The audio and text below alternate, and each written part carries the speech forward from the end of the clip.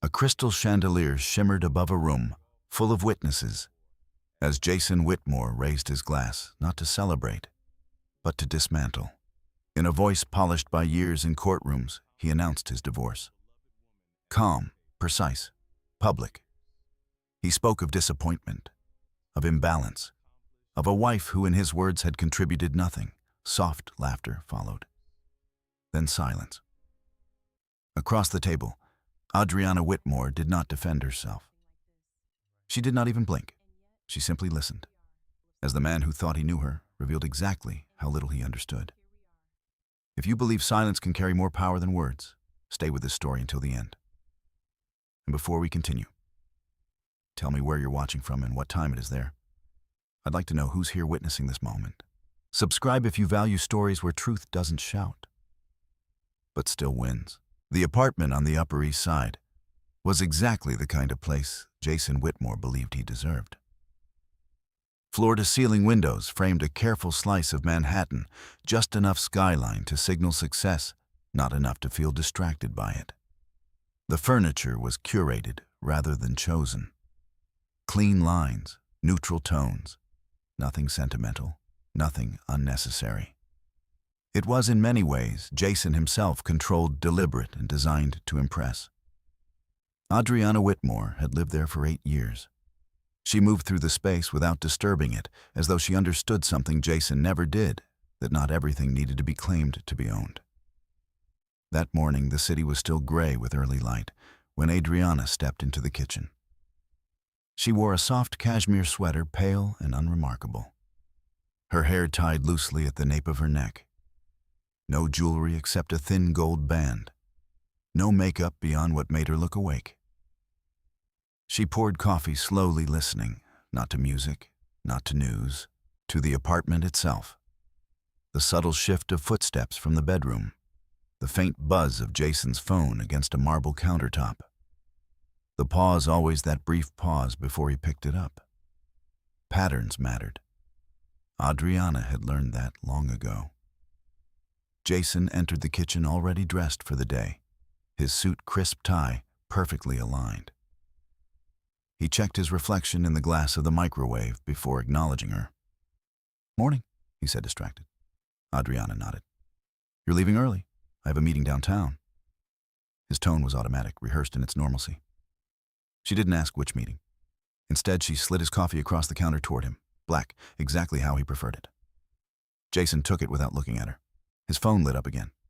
This time he turned slightly away as he read the message. A small movement, a practiced one. Adriana noticed. She always did. There had been a time years ago when mornings were different. When Jason lingered. When he asked questions he didn't already know the answer to. When silence between them felt like comfort, not distance. Back then, Jason had been the one watching her. He had been drawn to her quiet in a way he couldn't explain. At a charity event in Boston before either of them lived in New York, he had spent most of the evening trying to understand why she didn't compete for attention the way everyone else did. She had spoken little, but when she did, people listened. Jason had mistaken that for mystery. He had spent the first year of their marriage trying to solve her, the next 7 trying to correct her. "You should really consider doing something," he said now, stirring his coffee, though it didn't need stirring. Adriana leaned lightly against the counter. Something, anything Adriana. A job, a project. It would look better. He hesitated, choosing the word carefully. For both of us. There it was. Not concern, optics. She held his gaze for a moment, long enough for him to feel it, but not long enough to challenge him. "I'm doing what I need to do," she said. Jason exhaled quietly, already tired of the conversation. "That's exactly the problem," he replied. "No one knows what that is." He didn't say it cruelly. That was the detail most people would miss. Jason didn't need to raise his voice to diminish something. He preferred precision, a clean incision rather than a blunt force. Adriana nodded once, as though acknowledging a point in a discussion, rather than a judgment in a marriage. "I understand," she said. And she did. better than he realized. Jason checked his watch. "I'll be late tonight. Don't wait up?" "Of course." He left without finishing his coffee. The door clicked shut with a softness that felt intentional. Adriana stood still for a moment after he was gone. Then she walked to the counter, picked up his cup, and poured the rest of the coffee down the sink. Not out of anger, out of completion. She rinsed the cup, dried it, and placed it back exactly where it belonged. Only then did she reach for her phone. It wasn't the one Jason knew about. This one remained face down until the apartment was empty. She unlocked it with a code she changed regularly, scanning through a series of notifications that had arrived overnight. Emails, secure messages, market updates. She opened one without hesitation. The subject line was brief quarterly position summary. The numbers inside would have overwhelmed most people. They did not even slow her breathing. Adriana read carefully, her eyes moving with quiet precision. She noted fluctuations, flagged discrepancies, and mentally calculated outcome, with the ease of someone who had been doing this far longer than anyone had been watching her. A second message followed. Call confirmed. 11:30 a.m., same line. She replied with a single word, understood. Then she locked the phone again. By the time Jason returned home that evening, well past midnight, the apartment looked exactly as he expected it to. Dim lighting, clean surfaces, silence. Adriana was seated by the window, a book open in her lap. She didn't look up immediately when he entered. Another small detail. Jason loosened his tie, setting his briefcase down with a quiet thud. "You're still awake," he said. "I had some reading to finish." He nodded, though he didn't ask what she was reading. He never did. Jason poured himself a drink, the sound of ice against glass filling the space between them. "It's going to be a busy few weeks," he said. "There are developments at the firm." Adriana turned a page slowly. "Good developments." He hesitated. "Promising ones." Another careful word. She closed the book, marking her place with a thin ribbon. "I'm glad," she said. Jason studied her then, as if searching for something, approval perhaps, or admiration. When he didn't find it, he looked away first. "You've always been good at staying." "Unaffected," he said. Adriana tilted her head slightly. "Have I? It's like nothing ever really touches you." His tone carried a trace of something he didn't name.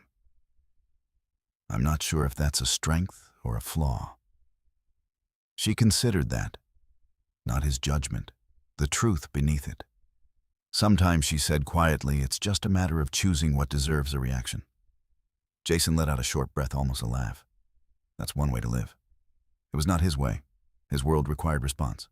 Recognition. Validation. Adriana's did not. He finished his drink and set the glass down, harder than necessary. "I have an early meeting tomorrow," he said. "I'll be out before you wake up." "I'll leave coffee ready," she replied. He didn't thank her. He rarely did anymore. Later, as the apartment settled into night, Jason slept quickly, the kind of sleep that comes from certainty. Adriana did not. She lay awake, staring at the ceiling, listening again, not to sounds, but to patterns. The shift in his breathing. The rhythm of a man who believed he was in control. She turned her head slightly, looking at him in the dark. There was no anger in her expression, no sadness, only recognition. She already knew what he was becoming. And more importantly, she knew what he was planning. The change did not happen all at once. It never did with men like Jason Whitmore. It unfolded in small adjustments, subtle enough to deny, consistent enough to recognize. A shift in tone, a delay in response, a new habit that arrived without explanation and settled in as if it had always belonged. Adriana noticed the pattern before she named it.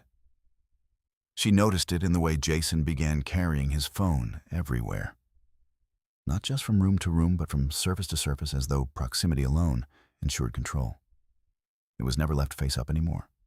Notifications no longer lit the screen in her direction. He had become careful, not cautious. Careful implied awareness of risk. Jason was not thinking about risk. He was thinking about concealment. One evening just after 7, Adriana stood by the kitchen island, slicing lemons for a glass of water, when Jason's phone buzzed against the counter. Once, then again, Jason was in the shower. The sound was soft, but in the quiet of the apartment it carried. Adriana did not move immediately. She finished cutting the lemon, set the knife aside, and rinsed her hands under cool water. Only after drying them did she step closer to the phone. She did not pick it up. She didn't need to. The screen lit again, just long enough. Lauren P., no last name, no context, just enough. The message preview disappeared before she could read it fully, but that wasn't what mattered. It was the frequency, the timing, the familiarity implied in abbreviation. Adriana stepped back. By the time Jason emerged from the bathroom, hair-damp sleeves rolled casually. The phone was exactly where he had left it. "You're still here," he said, glancing at her. "I live here," Adriana replied calmly. He gave a faint smile, but it didn't reach his eyes. "I thought you might have gone out." "I had no reason to." Jason nodded, reaching for his phone with a movement too quick to be casual. He checked the screen, then locked it almost immediately. "Work's been busy," he said. "You know how it is." Adriana met his gaze briefly. "Yes," she said. "I'm beginning to." He didn't catch it. Or if he did, he chose not to. Lauren Pierce was not someone Adriana had met. But she existed in the margins now, in the timing of messages, in the subtle change in Jason's posture when he read them, in the way he smiled slightly privately at nothing visible. Adriana did not need introductions. She built profiles from fragments. 3 days later, Jason left his laptop open on the dining table. It was not a mistake. It was an assumption. Adriana passed by it once, twice, without looking. On the third pass, she paused. The screen displayed an email thread. Internal, professional. At first glance, it was routine legal correspondence, scheduling attachments. But patterns lived beneath surfaces. She leaned slightly, just enough to read without touching. From Lauren Pierce, subject updated draft plus dinner. The question mark was unnecessary. The tone wasn't. Adriana read the timestamps. Late evening, repeated exchanges. Attachments opened, closed, revised. Work, yes. But layered with something else. She didn't scroll, she didn't click, she didn't need to. Information revealed itself when left undisturbed. Later that night, Jason mentioned Lauren for the first time. Casually. "She's sharp," he said, loosening his tie. "One of the few associates who actually thinks ahead." Adriana poured him a drink. "That's rare," she said. Very Jason agreed. "Most people just follow instructions. Lauren doesn't." There was a pause. Subtle, waited. Adriana handed him the glass. "I'm glad you found someone competent," she said. Jason studied her face for a fraction of a second, as if searching for something, jealousy, perhaps. Curiosity. He found neither. "Yeah," he said finally. "Me too." The shifts became more defined after that. Jason began working later, but not always at the office. His explanations remained plausible, consistent, unquestioned. Adriana never asked where he had been. Instead, she tracked when. Time told its own story. Monday late, Wednesday later, Friday not home at all until past midnight. Patterns, always patterns. She began writing them down, not in anything obvious, not in a notebook left on a desk, but in a slim journal tucked between 2 unremarkable books on a shelf no one but her ever touched.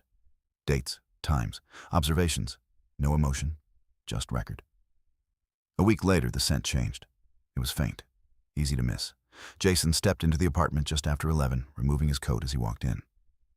Adriana was seated by the window again, a book resting open but unread. "Long day," he said. "Yes," she replied. He moved past her, but the air followed. Not his usual cologne. Something lighter, floral but structured, deliberate. Adriana closed the book slowly. "New fragrance?" she asked. Jason paused. Only for a second. "From the office," he said. "Someone must have been wearing something strong." Of course. Someone.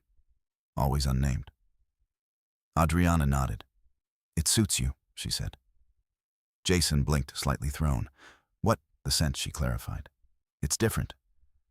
He gave a short laugh, dismissive. I didn't notice. Adriana believed him. He wouldn't. That was the difference between them. Days later, the confirmation arrived, not as a revelation, but as a quiet alignment of everything she had already seen. Jason's phone buzzed again one morning as he rushed out the door. This time, he forgot it. Truly forgot. It remained on the kitchen counter silent after the initial vibration. Adriana stood across the room watching it. Minutes passed. Jason did not return. The city outside grew louder. Still, she did not touch it.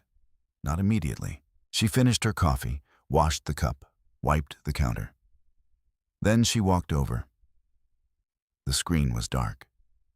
She picked it up not to unlock, not to search, but simply to hold. The weight of it, the center of his attention. Another buzz. The screen lit. Lauren Pierce last night was a mistake. Or was it? The message lingered for a second longer than necessary. Long enough. Adriana read it once. Then again. She placed the phone back exactly where it had been. By the time Jason returned, breath slightly uneven, apology already forming, everything looked untouched. I forgot my phone, he said, reaching for it quickly. Adriana nodded. I noticed. He checked the screen, his expression tightening for a fraction of a second before smoothing out again. Thanks, he said. Of course.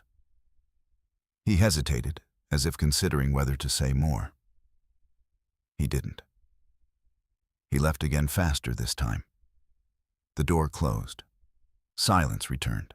Adriana stood alone in the kitchen, her reflection faintly visible in the glass of the window. There was no visible reaction, no anger, no heartbreak, only clarity. She walked to the shelf, pulled out the slim journal, and opened to a fresh page. Date, time, message. She wrote with steady precision. Then she closed the journal and returned it to its place. Across the city, Jason Whitmore believed he was managing everything. His career, his marriage, his secrets. What he did not understand, what he had never truly understood, was that Adriana had already moved beyond suspicion. She was no longer asking what was happening. She was documenting it. And documentation, unlike emotion, did not fade. It accumulated, quietly, relentlessly, until the moment it was needed. Jason Whitmore did not think of himself as a dishonest man. That was the first lie. He preferred cleaner words, strategic, practical, prepared. In his own mind, deception only counted when it lacked purpose, and Jason had built an entire life around the idea that purpose justified almost anything. By the second week of October, his plan had developed shape. Not a moral shape, a legal one. He was no longer drifting toward betrayal in vague, deniable increments. He was organizing it, scheduling it, giving it structure in the same polished way he prepared for negotiations at the firm. The affair was one compartment. The divorce would be another. If both were handled carefully, he believed neither would damage the version of himself he intended to preserve. He had underestimated two things: the paper trail and Adriana Whitmore. On a Thursday morning, Jason left the apartment earlier than usual, carrying a Navy portfolio he had not brought home before. He was dressed more formally than the calendar required. No court appearance, no client dinner. But his tie was darker, more conservative. His shoes newly shined. It was the uniform he wore when he wanted to appear reasonable to another lawyer. Adriana noticed the difference as he buttoned his jacket by the door. "You have a hearing?" she asked, her tone mild. Jason glanced back. "No, just meetings. Important ones, aren't they always?" He smiled as he said it, but the smile arrived without warmth. Adriana stood near the dining table with a cup of tea in her hand, watching him with the same composed stillness that had begun to unsettle him in recent months. Jason adjusted his cuff. "I may be unavailable most of the day. Then I won't interrupt." He seemed about to say something else, then stopped. That hesitation told her more than the sentence would have. After he left, Adriana waited exactly 7 minutes before moving. She did not search the apartment. She reviewed it. There was a difference. Searching implied desperation. It created disorder. It left traces. Reviewing meant noting what had been added, removed, shifted. It meant understanding the logic of another person's carelessness. Jason had become more careful in the digital world, less careful in the physical one. The Navy portfolio was gone, but a thin, receipt-sized slip of paper remained near the entry console, half hidden under a decorative tray. It might have escaped anyone who rushed. Adriana did not rush. She lifted the tray and found a parking stub. Downtown Manhattan. Time-stamped for a garage 2 blocks from a private family law office. She read the address once, then placed the paper back exactly as it had been. No dramatic reaction crossed her face. She simply turned, walked to the kitchen, and opened a drawer where she kept ordinary household stationery pens, stamps, blank note cards. Beneath a stack of envelopes sat a small, cream-colored memo pad. She wrote the address, and Time neatly tore off the sheet, folded it once, and slipped it into her sweater pocket. That afternoon at 11:43, she made a call from the secondary phone Jason did not know existed. Margaret Hale's office. Adriana looked out over the street below as yellow cabs blurred through the intersection. "I'm not calling to retain counsel today," she said. "I'm calling to confirm whether Richard Cole still practices at Hudson and Vale Family Law." A pause. "He does. Thank you." She ended the call. That was enough. Richard Cole had a reputation the way certain surgeons did: efficient, discreet, expensive, and willing to be emotionally tone-deaf in exchange for a favorable settlement. Men like Jason went to lawyers like Richard when they wanted a divorce to appear procedural rather than personal. It gave them a language that hid intention beneath process. Adriana did not yet know what Jason had said in that office. She knew what type of man sought that office out. And she knew timing. By evening, Jason returned home with the precise fatigue of someone who wanted to be seen as burdened rather than questioned. He loosened his tie as he entered and placed his keys in the brass bowl by the door. His expression was neutral, but neutrality on Jason was rarely natural. It was curated. "How was your day?" Adriana asked. "Long." She nodded. "Productive?" He looked at her then briefly. "Very." Adriana turned a page in the book resting open beside her. "That sounds satisfying." "It is?" he said. The answer came too quickly. Jason moved into the kitchen and poured sparkling water over ice. No whiskey tonight. That meant he wanted clarity, or the performance of it. "There may be some changes over the next few months," he said, leaning one hand against the marble counter. "What kind of changes?" "Nothing dramatic." He took a sip. "Just restructuring, planning. I'm trying to get ahead of a few things." At another time, in another marriage, that sentence might have invited conversation, concern, partnership. Adriana gave him none of those. "I see." Jason waited. She did not ask for more. A small irritation passed across his face. He masked it almost immediately, but not before she saw it. He wanted the comfort of confession without the cost of honesty. He wanted her to help him feel justified before he had done what he intended to do. Instead, he got silence. Later that night, while Jason showered, his work bag remained unzipped on the armchair near the bedroom window. Adriana crossed the room to close it, not to search, not even to touch what was inside, only to remove the impression of untidiness from the room. As she reached for the zipper, a manila edge caught her eye. A document folder. Its tab bore only initials in black ink: JWAW. Adriana looked at it for 3 full seconds. Then she withdrew her hand. She did not pull the file out. She did not open the bag. When Jason came out of the bathroom, the bag remained where it had been, the zipper still open by half an inch. Adriana was seated at the vanity, brushing her hair. "You left your bag open," she said. Jason's gaze moved instantly to the chair. "I'll take care of it." "I assumed you would." He crossed the room too casually.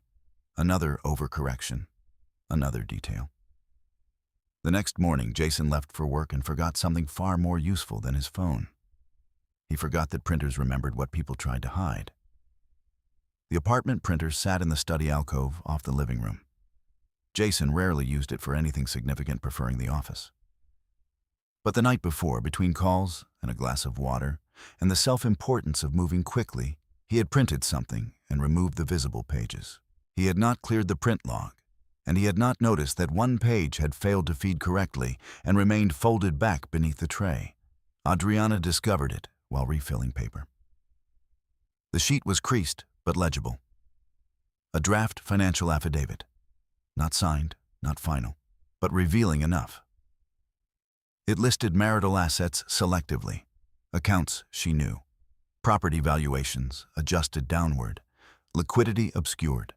A section for spouse income left sparse enough to suggest dependence. There, in sterile legal formatting, was Jason's intended portrait of her, a woman with no meaningful earning history, no visible independent wealth, and no claim to anything beyond what he might choose to concede. Adriana read every line. Then she looked again slower. It was not the omission that interested her most.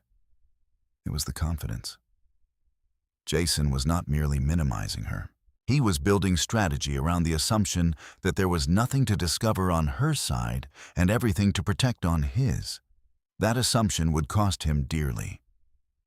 Still, she did nothing dramatic. She folded the paper back along its existing crease and returned it beneath the tray, exactly as she had found it. Then she sat at the small desk by the window and opened her memo pad. Draft affidavit. Selective asset reporting. My income characterized as negligible. She wrote the date, the time, the location.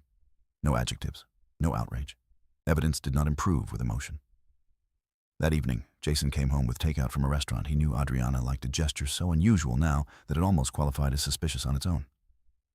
He set the paper bag on the counter and gave her the kind of tired smile attorneys practiced in reflective windows. I thought we could have dinner in, he said. It's been a rough week. Adriana looked at the bag, then at him. That's thoughtful. Jason relaxed just slightly. I'm trying. She could see that he believed this to be true. In his mind, the meal was generosity, compensation in advance for harm not yet announced. They ate at the dining table beneath muted pendant lights, the city stretching dark and expensive beyond the glass. Halfway through dinner, Jason said, You know, if things ever had to change between us, I'd want it to be dignified. Adriana set down her fork. The sentence hovered between them. Would you? She asked. He nodded. Of course. We're adults. Not if I leave you. Not if I've already begun preparing to do so. Only the passive elegance of if things ever had to change. Adriana held his gaze long enough for the silence to become uncomfortable. Then she said, Dignity depends on truth. Jason looked away first. He reached for his water, buying himself a second too many. Naturally. But he did not sound natural. That night, after he had fallen asleep, Adriana stood in the living room, with the skyline flickering beyond the windows, and let the full architecture of his plan settle into place. Jason had moved beyond dissatisfaction, beyond infidelity, beyond selfishness dressed as ambition. He was preparing a legal narrative. He would say she had contributed little. He would say he had carried the marriage financially. He would say fairness required efficiency. And in some conference room or mediation suite, he would expect her to sit quietly and accept the version of herself he had filed into the record. Adriana lowered her eyes to the folded note in her hand, the address of Richard Cole's office, now joined by the memory of the affidavit and the sentence Jason had offered over dinner, like a warning disguised as civility. She slipped the note back into her pocket. Then she turned off the lamp and left the room in darkness. She would not confront him, not yet. Silence was still serving her. And Jason, convinced that her quiet meant weakness, had already begun, making the kind of mistakes that only confident men made before they realized the case against them had already begun. Adriana Whitmore had never explained where she went when she left the city. Jason had never asked. In the early years of their marriage, he had framed it as respect, an appreciation for independence, a sign that he was not the kind of husband who needed to account for every hour of his wife's time. By the 4th year, it had become indifference. By the 8th, it had turned into assumption. He believed those trips were small. Family visits, quiet retreats, occasional escapes from a life he considered far more important than anything happening outside it. He had never followed the details. He had never thought to. That was his second mistake. 3 days after finding the draft affidavit, Adriana packed a single structured leather bag and placed it near the door just after sunrise. She moved through the apartment with her usual quiet precision, leaving everything in its place. No sign of departure beyond the bag itself. Jason noticed it as he adjusted his cufflinks in the mirror. "You're going somewhere?" he asked. Adriana fastened the clasp of her watch. "Out of town, just for a day." "Where upstate?" A partial truth. Jason nodded, already losing interest. "Visiting someone." "Yes." He didn't ask who. "Fine," he said. "I'll probably be at the office late anyway." "I assumed you would be." Their eyes met in the mirror for a fraction of a second. Then Jason looked away first. He always did lately. Adriana picked up her bag and left the apartment without another word. The car that picked her up was not a rideshare. It was a black sedan, unmarked, arriving precisely on time. The driver did not ask for her name. He already knew it. "Good morning, Miss Whitmore." "Good morning." The door closed behind her with a soft, insulated sound that separated her from the city before the car had even begun to move. They drove north, not toward the quiet residential edges Jason would have imagined, but toward a private airfield just outside the reach of commercial traffic. There were no crowds, no visible lines. Only a series of low buildings, clean pavement, and the subtle choreography of people who understood discretion. Adriana stepped out of the car and walked across the tarmac without hesitation. A small jet waited. No branding, no unnecessary markings. Efficiency over display. A man stood near the base of the stairs, tablet in hand. "Miss Whitmore," he said, offering a brief nod. "We're on schedule? Good." She boarded without looking back. 2 hours later, she stepped into a glass-walled conference room overlooking a coastline, far removed from Manhattan's steel and glass. The room was already occupied. 3 people stood as she entered. Daniel Reeves, Chief Financial Officer, Elena Marquez, Head of Global Strategy, and Victor Lang, Senior Legal Advisor. None of them were surprised to see her. They had been waiting. "Good to see you," Adriana Daniel said. "You too." She took her seat at the head of the table without ceremony. No introductions were needed, no context required. The screens along the wall flickered to life, displaying numbers, projections, and summaries that would have taken most executives days to process. Adriana scanned them in minutes. "Q3 underperformed in Asia," she said. Elena nodded. "Currency pressure and regulatory delays, and the hedge adjustments already in motion." Adriana leaned back slightly, her fingers resting lightly against the table. "Reallocate," she said. "Shift exposure before year-end. I don't want reactive positioning in Q1. Victor glanced up from his notes. "We'll need to move quickly." "Then move," she replied. There was no hesitation in her voice, no second-guessing. This was not the version of Adriana that existed in Jason's world. This Adriana did not explain herself. She directed. The meeting continued with quiet intensity. Mergers discussed without emotion.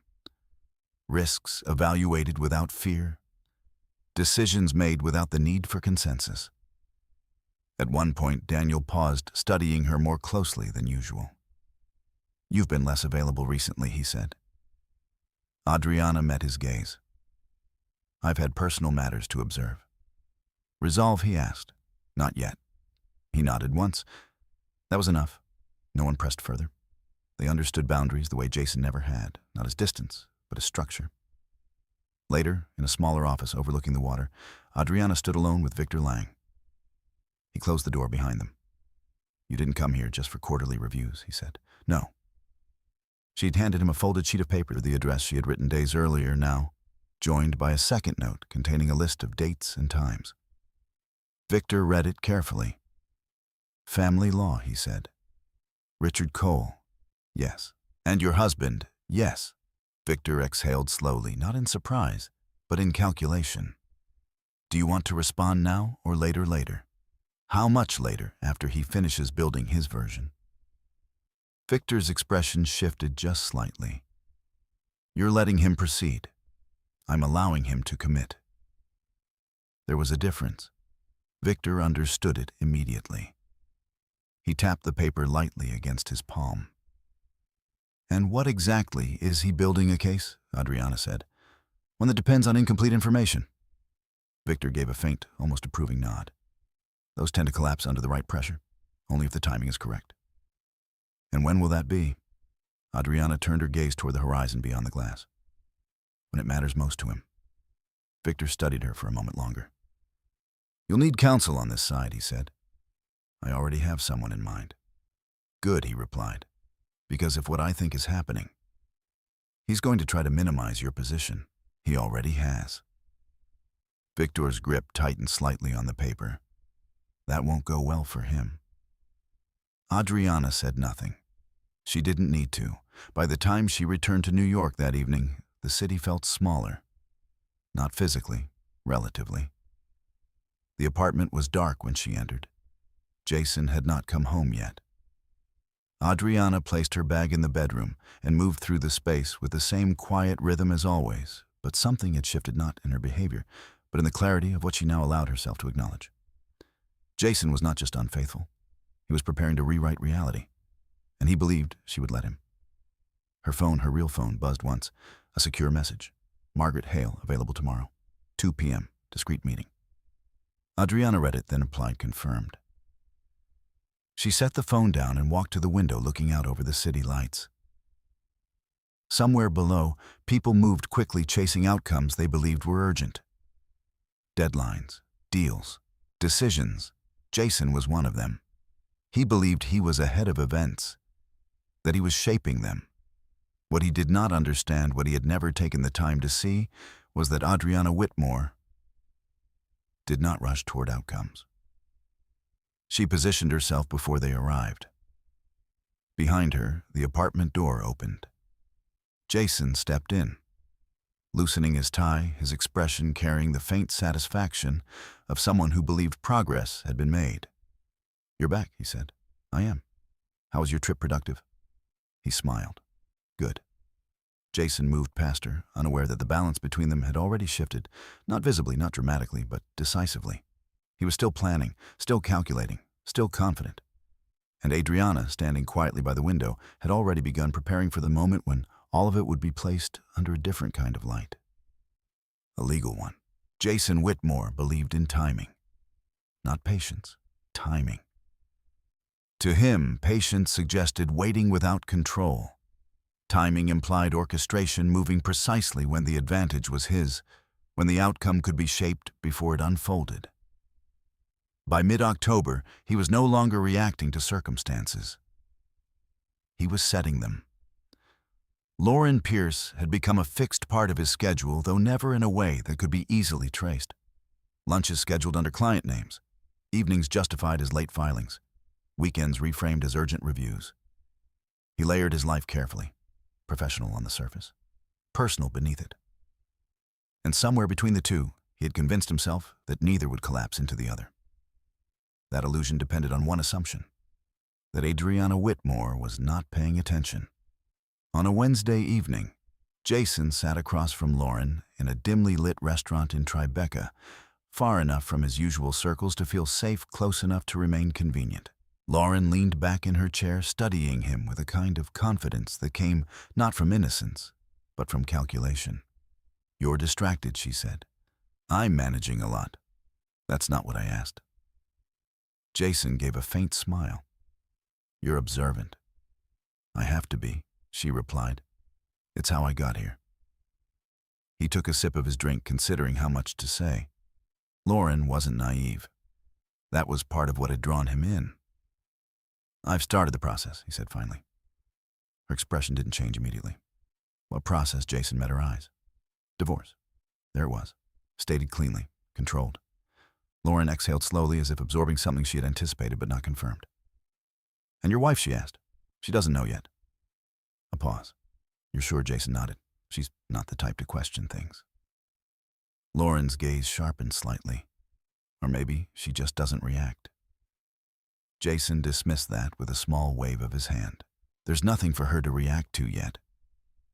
Lauren leaned forward, her voice quieter now. And when there is Jason's answer, came without hesitation. I'll handle it. Confidence, unexamined. Lauren studied him for a moment longer, then smiled, slow-measured. Of course you will. Back in Manhattan, Adriana Whitmore sat across from Margaret Hale in a private office that overlooked nothing in particular. That was intentional. Margaret's office did not rely on views. It relied on control. The room was lined with dark wood shelves and bound volumes of case law. No personal photographs, no distractions, only structure. Margaret Hale herself embodied the same principles, precise, composed, and entirely uninterested in theatrics. She reviewed the documents Adriana had provided without interruption. Bank statements, transaction summaries, dates, patterns. When she finished, she set the folder down carefully. He's preparing to minimize your position, Margaret said. Yes. And he believes you have no independent financial standing. Yes. Margaret leaned back slightly, folding her hands. That's not just incorrect, she said. It's strategically reckless. Adriana said nothing. Margaret watched her for a moment. You're not surprised. No, you've known for some time. I've been observing. Margaret nodded once. There was a difference. And the affair, she asked. Confirmed. Documented partially. Margaret's expression sharpened not in emotion, but in focus. We'll need full documentation, she said. Not for moral leverage, for pattern establishment. I understand. Margaret opened a new file. From this point forward, we proceed in phases. Adriana listened. Phase 1, Margaret continued his containment. We do not alert him to what we know. We allow him to continue his current behavior. Why? Because he's building a case based on false assumptions, Margaret said. The longer he relies on those assumptions, the more exposed he becomes when they collapse. Adriana considered that. Yes. Phase 2, Margaret said, is documentation. Every financial movement, every communication, every inconsistency. We build a record that cannot be disputed. I've started that. I can see that Margaret replied, glancing at the notes Adriana had already compiled. You're thorough, a simple statement. No praise, just recognition. And phase 3, Adriana asked. Margaret's voice remained steady. Timing. The words settled between them. We introduce evidence, she continued, when it has the greatest legal and strategic impact, not when it feels satisfying, not when it feels justified, when it is effective. Adriana nodded. That aligns with my approach. Margaret closed the file. Good, she said, because this will not be a reactive process. It will be controlled. That night, Jason returned home later than usual. There was a faint trace of cologne again, not his. He loosened his tie as he entered, setting his phone face down on the counter before pouring himself a drink. Adriana was already seated at the table, a notebook open in front of her. Not the journal, a different one. Visible, benign. What are you working on? Jason asked. Organizing a few things. He nodded, uninterested. Jason took a sip of his drink and leaned against the counter. There's a possibility I'll need to travel next week, he said. For work? Yes. She looked up at him. Where, Chicago? Another partial truth. Adriana closed the notebook. For how long? A few days. She held his gaze for a moment. Then you should pack accordingly. Jason blinked. It wasn't the response he expected. No questions, no concern. Just acceptance. Right, he said. He turned away first. Later that evening, after Jason had fallen asleep, Adriana sat in the living room with her secondary phone. She opened a secure application and reviewed the latest updates Margaret had forwarded. Preliminary financial tracing. Early indicators of hidden accounts. Transfers that did not align with reported income. Adriana read everything. Then she added her own notes. Dates she had recorded. Times, cross-references. The pattern was becoming clearer. Jason wasn't just hiding money. He was moving it in anticipation.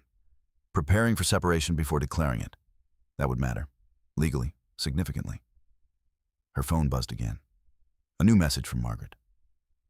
We'll need access to joint account history for the past 24 months. Can you obtain it without raising suspicion? Adriana typed a response without hesitation. Already done. She had downloaded it weeks ago, before the affidavit, before the confirmation, before Jason had even finalized his plan. Margaret replied almost immediately. Good. That gives us leverage. Adriana locked the phone and set it aside. Across the room, the city lights flickered against the glass. Inside the apartment, everything remained still, ordered, controlled. Jason Whitmore slept in the next room, convinced that his timeline was intact, that his actions were unseen, that his wife, quiet, composed, disengaged, remained exactly where he had placed her. What he did not understand was that Adriana Whitmore was no longer reacting to his life. She was building a case alongside it, piece by piece, document by document, silently. And somewhere between his carefully timed meetings and his concealed transactions, Jason had already crossed the line from planning a divorce to creating evidence against himself. Margaret Hale did not waste time on impressions. She built conclusions from structured documents, patterns, inconsistencies, and only then allowed herself to consider the people behind them. It was a discipline that had carried her through 3 decades of litigation where emotion clouded judgment and assumption destroyed cases.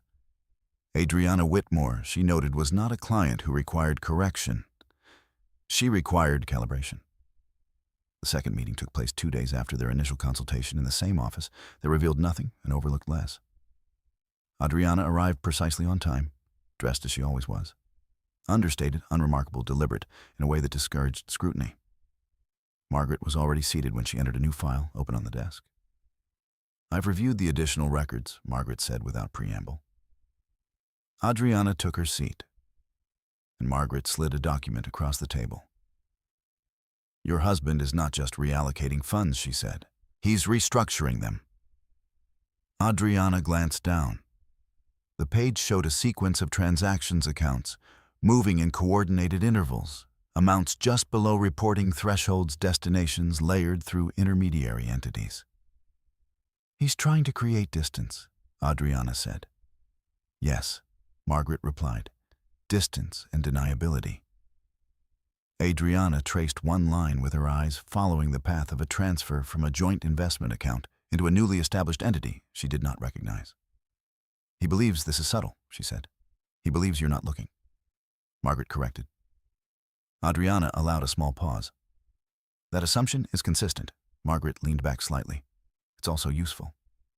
Silence settled for a moment, not empty, but structured. Both women understood that this was no longer about discovering what Jason Whitmore was doing. It was about determining when to reveal it. Margaret closed the folder. "Before we proceed further," she said, "there's something I need to understand clearly." Adriana looked up. "Your financial position," Margaret continued. "Not what he believes, not what's visible, the reality." Adriana held her gaze. There was no hesitation. "I have independent assets," she said. Margaret did not react. How substantial, Adriana considered the phrasing, not the answer. Significant enough to make his entire strategy irrelevant. Margaret's eyes narrowed slightly, not in skepticism, but in refinement. "That's not a number," she said. "No," Adriana agreed. "It's a framework." Margaret tapped her pen lightly against the desk. "I don't need a precise figure today," she said. "But I do need to know whether we're dealing with millions or something larger." Adriana reached into her bag and removed a thin envelope. She placed it on the desk without comment. Margaret opened it. Inside was a summary, condensed, structured, and unmistakably real. She read it once, then again, slower. When she looked up, her expression had not changed dramatically. But it had changed. "I see," she said. Adriana said nothing. Margaret closed the envelope carefully. "That explains your approach?" "Yes." "And it changes ours," Margaret added. How Margaret leaned forward slightly, her voice still calm, but now carrying a different weight. "Your husband is preparing to litigate from a position of perceived advantage," she said. He believes he controls the financial narrative. He believes you are dependent. He does, Margaret nodded. If we reveal your actual position too early, she continued, he adjusts. He becomes cautious. He corrects his behavior. And if we wait, Margaret's gaze sharpened. He commits. The words settled between them with precision. Adriana understood. Margaret continued. We allow him to proceed under his current assumptions. We document everything, every transfer, every omission, every misrepresentation. And then we introduce reality, Margaret said. At the moment when it has maximum legal impact and minimum opportunity for him to recover. Adriana considered that. It will dismantle his case. It will do more than that, Margaret replied. It will define it. Across the city, Jason Whitmore sat in a conference room lined with glass and ambition. Lauren Pierce was seated beside him, reviewing a set of documents on her tablet. This clause doesn't protect you if the assets are challenged, she said. Jason glanced over. They won't be. Lauren raised an eyebrow. That's not a legal argument. It's a practical one. She leaned back slightly, studying him. You're confident. I'm prepared. Lauren tilted her head. There's a difference. Jason smiled faintly. Not when preparation is this thorough. He believed that, because his preparation had been measured against one variable. Adriana, as he perceived her. Lauren tapped the screen. You're moving funds in ways that could be questioned, she said. They won't be traced back cleanly. That's not the same as not being traced. Jason's smile tightened. You're overthinking it.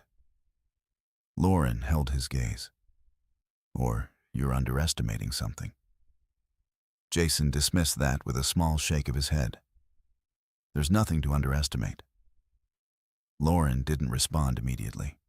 Instead, she returned her attention to the documents, her expression thoughtful, in a way Jason chose not to examine too closely.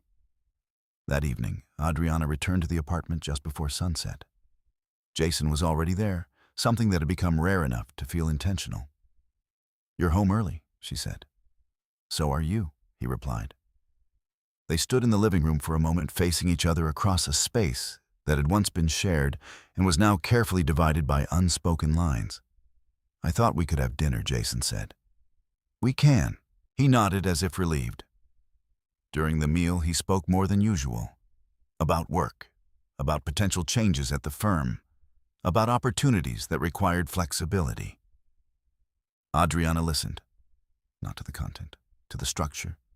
He was building justification, laying groundwork, preparing language. At one point he said, sometimes things evolve. People change. Circumstances shift. Adriana set her glass down. Yes, she said, they do. Jason watched her, searching again for something resistance, perhaps. Emotion. He found none. That doesn't have to be negative, he added. No, Adriana agreed. It doesn't. The conversation moved on, but the subtext remained. Later that night, Adriana sat alone in the study alcove, reviewing the documents Margaret had requested. Joint account histories, transaction logs, archived statements. She worked methodically, cross-referencing entries with the notes she had already recorded. The pattern was no longer emerging. It was established. Jason had begun shifting funds nearly 3 months earlier, gradually at first, then with increasing confidence. Each move built on the assumption that no one was watching closely enough to connect them. Adriana paused at one entry, a transfer that aligned exactly with a date she had marked weeks ago. The same evening, Jason had come home late carrying the faint trace of a scent that wasn't his. She wrote a note beside it. Not emotional, not speculative, correlated. Her phone buzzed softly. A message from Margaret. We're ready to proceed to the next phase when you are. Adriana read it. Then she typed a response. Not yet. A pause. Then, he's not finished building his position. Margaret's reply came a moment later. Understood. Let me know when he is. Adriana set the phone aside and leaned back in her chair. In the next room, Jason moved through the apartment, unaware of the quiet precision unfolding just beyond his awareness. He believed he was leading, that he was shaping the outcome, that everything remained within his control. Adriana closed the file in front of her. He was wrong, but not yet exposed. And that distinction between being wrong and being revealed was where the real outcome would be decided. She turned off the light in the study and stepped into the dimness of the apartment, her movements as quiet as they had always been. Nothing about her had changed. Not visibly, not audibly. But beneath that stillness, the structure of everything Jason Whitmore was building had already begun to shift. He just didn't know it yet. Jason Whitmore chose a Monday. He believed Mondays were strategic. They framed decisions as practical rather than emotional. They allowed disruption to be absorbed into routine, giving the illusion that even the most consequential actions were simply part of a larger, organized week. At 9:12 a.m., Adriana received the email. It arrived without warning, without preface, and without acknowledgement of the life it intended to restructure. Subject: petition for dissolution of marriage. She read it once. Then again. The language was clean, deliberate, and entirely consistent with Jason's voice, though it carried the formal distance of legal authorship. Irreconcilable differences, equitable division, financial disclosures to follow. There was no mention of betrayal, no mention of preparation, no mention of truth. Only structure. Adriana closed the email and set her phone face down on the table. She did not react immediately. Instead, she finished her tea. Only after the cup was empty did she walk to the window and look out over the city that continued moving, as if nothing had shifted. But something had. Not suddenly, not unexpectedly, simply, officially, Jason called at 9:27 a.m. She answered on the second ring. "Adriana." His voice was measured, controlled. "I assume you've seen the filing." "I have." A pause. "I wanted you to hear it from me," he said, "not just through legal channels." She said nothing. Jason continued filling the silence he had created. "This isn't impulsive. I've given it a lot of thought. I'm sure you have." Her tone was calm, neutral. Jason exhaled as if relieved that she wasn't making it difficult. "I think it's the best decision for both of us," he said. Adriana leaned slightly against the window. "Then we should proceed accordingly." Another pause, longer this time. Jason had expected resistance, confusion, at least a question. "You're agreeing?" he asked. "I'm acknowledging," she replied. "That's all for now." Jason hesitated. Something in her response unsettled him, not because of what she said, but because of what she didn't. No demand for explanation. No emotional response. No attempt to negotiate outside the framework he had chosen. He had prepared for opposition, not acceptance. "We'll need to discuss terms," he said. Through counsel, Adriana replied, "Yes, of course." "Then there's nothing further to discuss at the moment." Jason opened his mouth, then closed it again. "Right," he said finally. The call ended. Across town, Jason sat in his office staring at his phone longer than necessary. Lauren Pierce stood near the window, arms crossed. "That went better than expected," she said. Jason nodded slowly. "Too well." Lauren turned. "What does that mean?" "She didn't argue," he said. "Didn't ask questions. She just accepted it." Lauren studied him. "Isn't that what you wanted, yes?" But the word lacked conviction. Lauren stepped closer. "Jason," she said, her tone, "even if she's not fighting you, that simplifies everything." "It should," he replied. But he shook his head slightly. "Nothing. It's fine." Lauren held his gaze for a moment longer, then nodded. "Then move forward," she said. "Don't second-guess it now." Jason looked down at the documents on his desk, the petition, the preliminary financial outline, the structure of the outcome he had been constructing for weeks. He had control. He reminded himself of that. He had planned this. He had prepared. And Adriana's silence only confirmed it. That afternoon, Adriana sat once again across from Margaret Hale. The petition lay open between them. "He filed early," Margaret said. "Yes, earlier than I expected," she added. Adriana folded her hands in her lap. "He believes he's ready." Margaret's lips pressed into a thin line, not disapproval, but assessment.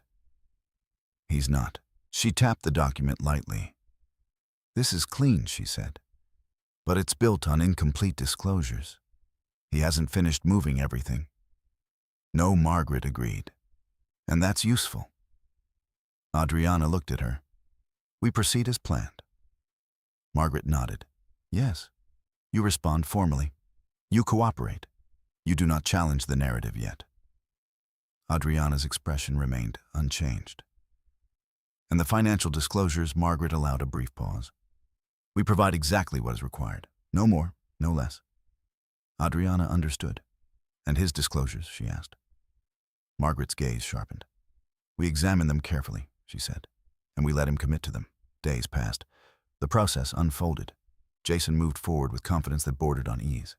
He began spending more time outside the apartment, his presence gradually shifting elsewhere, toward Lauren, toward work, toward a version of his life that no longer included Adriana, except as a legal formality. Lauren, in turn, became more visible. Not publicly, not recklessly, but undeniably. She attended firm events with him. She stayed later. She spoke to him with a familiarity that no longer required concealment. Jason didn't notice the shift, or if he did, he interpreted it as progress. One evening, Adriana returned home to find Jason already there, standing near the dining table with a set of documents spread out before him. I was going to send these through attorneys, he said, but I thought you might want to review them first. Adriana set her bag down. Review what preliminary terms, he replied. She stepped closer. The documents were exactly what she expected. Asset division proposals, property allocations, financial arrangements structured with quiet precision. Jason had been careful. Not obvious, not aggressive, just tilted. Everything leaned slightly in his favor. A reasonable imbalance. The kind that passed unnoticed when not examined closely. Adriana read through them without interruption. When she finished, she placed the papers back on the table. These are your proposed terms, she said. Yes. And you believe they're fair? Jason hesitated. They're appropriate. Adriana nodded. I see. He watched her, waiting. What do you think he asked? Adriana met his gaze. I think they reflect your perspective. Jason's expression tightened slightly. And yours? She held the silence for a moment. Mine will be submitted through counsel. Jason exhaled. Adriana, we don't have to make this adversarial. We're not, she replied. It feels like we are. She tilted her head slightly. Because I'm not agreeing immediately because you're not engaging. Adriana considered that. Then she said quietly, I am engaging, just not in the way you expect. Jason looked at her, searching again for something he could define. He didn't find it. Later that night, after Jason had left another late meeting, Adriana sat at the dining table with the documents in front of her. She reviewed them again. Not for content, for intent. Every line revealed something. Not just about what Jason wanted, but about what he believed. He believed she would accept less. He believed she had no leverage. He believed the structure he had created would hold. Adriana closed the folder. Her phone buzzed. Margaret, we're ready when you are. Adriana looked at the message, then at the documents, then at the city beyond the glass. Not yet. She typed her response. Soon. She set the phone aside and turned off the light above the table. The apartment fell into shadow. And somewhere in that quiet between what had been filed and what had yet to be revealed, the balance of the case continued to shift subtly, steadily, and entirely outside of Jason Whitmore's awareness. The word discovery suggested revelation. In practice, it was something far quieter. Structured requests, formal disclosures. Timelines that unfolded not with drama, but with accumulation. It was the stage where narratives began to harden into record, where what could be claimed had to be supported, and what was omitted became as important as what was shown. Jason Whitmore entered discovery with confidence. Adriana Whitmore entered it with preparation. The first exchange of financial documents arrived on a Thursday morning. Margaret Hale's office received Jason's disclosures precisely at 9:00 a.m. Time-stamped, organized, and formatted with a kind of professional polish expected from a corporate attorney who understood exactly how these processes were evaluated. Margaret reviewed them once. then again. Then she called Adriana. He's consistent, Margaret said. With what? With his narrative, she replied. Income, assets, liabilities. Everything aligns with the position he's been building. And the omissions, Margaret allowed a brief pause. Subtle, she said, but present. Adriana sat at the small desk by the window, a pen resting between her fingers. We're layered accounts, Margaret replied. Deferred compensation structures, at least two entities that aren't fully disclosed. Adriana wrote nothing down. She already knew. Can you prove it? She asked. Not yet, Margaret said, but I can see the edges. That was enough. Edges led to structure. Structure led to exposure. Then we proceed, Adriana said. Margaret's voice sharpened slightly. We proceed carefully, she corrected. Jason, meanwhile, sat across from Richard Cole in a conference room that overlooked the river, a view chosen not for beauty, but for the sense of distance it created. You've done well, Richard said, flipping through the documents. Jason leaned back slightly, arms folded. I told you I would. Richard nodded. Your disclosures are clean, he said. Consistent. Nothing that immediately invites scrutiny. That was the idea. Richard set the file down. But consistency cuts both ways, he added. Jason's expression shifted just slightly. What do you mean? If there are discrepancies later, Richard said they'll stand out more sharply against what you've already submitted. Jason dismissed that with a small shake of his head. There won't be. Richard studied him. You're certain? Yes. Richard held his gaze for a moment longer, then nodded. Then we move forward.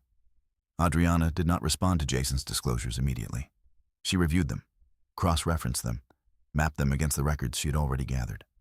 The process was methodical, unhurried. Each number told a story. Each omission confirmed one. On the second day, she found the first clear fracture. A transfer listed as a routine reallocation, modest, unremarkable, aligned exactly with a series of movements she had tracked weeks earlier. Except in Jason's disclosure, the destination account ended there. In her records, it continued. She traced it again and again.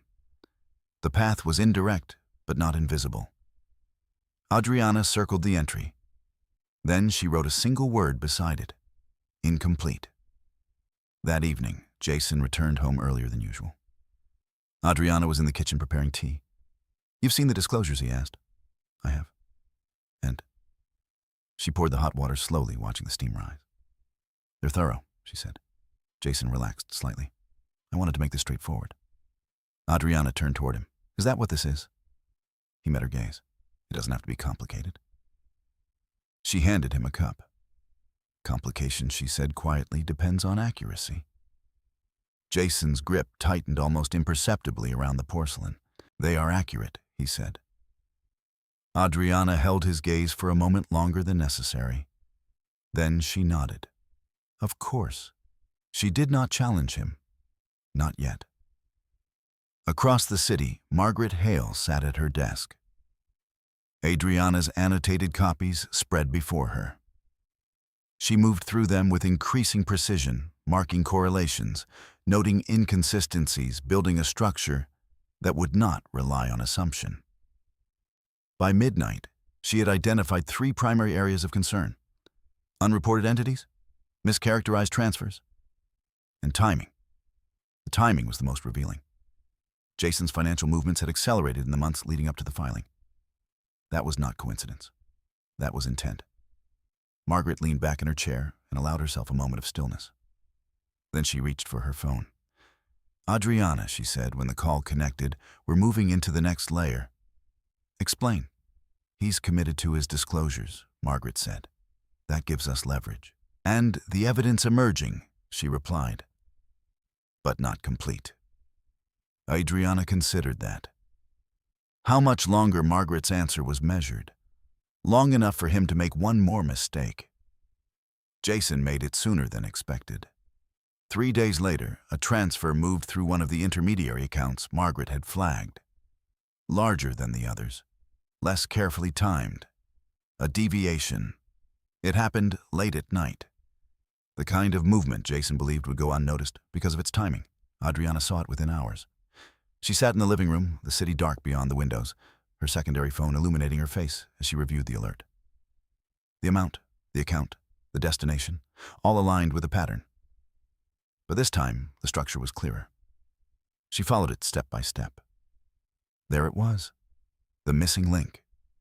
An entity Jason had not disclosed, one that connected the visible accounts to the concealed ones. Adriana did not react. She documented. Date, time, amount, path. Then she forwarded the information to Margaret. The reply came quickly. That's what we needed. Adriana set the phone down. Across the room, Jason slept. Unaware, still confident, still convinced that his structure held. The next morning, Jason left for work with the same controlled efficiency he always carried his briefcase in hand, his expression composed. "Another busy day?" Adriana asked.